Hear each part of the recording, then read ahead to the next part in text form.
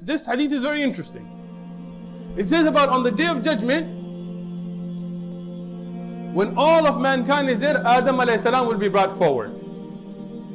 And he will be told to separate between the people of the Nar and the people of Jannah.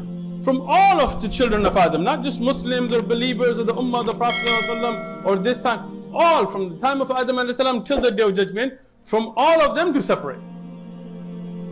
Adam alayhi salam will ask Allah subhanahu wa ta'ala, like, how? This is so many. I mean, who knows what the number is, 7 billion alive today, but imagine what that number will be. Like, how do I separate? So Allah subhanahu wa ta'ala will tell him that out of every 1,000, one will be in Jannah, the 999 in the Nar. How many in Jannah? From the 1,000? One.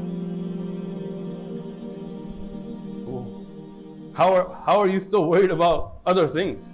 How are you worried about what I look like? How do you worry about if my socks match, or how do you worry about these other things when we have something like that in front of us? The Sahaba radiyallahu anhum, they started to cry. When they heard this hadith, they started to cry. They said, "Oh Messenger of Allah, look at us here." I mean, the Sahaba were sitting there and said, "What? Look at us here. How many of us will make it?" They didn't go, "Oh no, I'm good. I'm a Sahabi, what do you mean? I was in Badr, I was this, I was that." No. Today we have this false expectation. Like, I'm going to sin on sin, and I'm going to do whatever I want, and I'm going to sacrifice ahkam of sharia, and I'm going to do every haram that I want to, whenever I want to. I'll make tawbah when I want to. I'll do good when I want to. I'll do whatever I want, and then Allah will put me in Jannah directly because I want it. Who are you? Who am I? So here the Sahaba, they were actually attentive about this. So here Rasulullah sallallahu alaihi wasallam, he told them, no, that amongst the children of Adam there will be many that are from the kuffar, and this is not about you. There will be many. As we look at today, the majority of the world is kafir.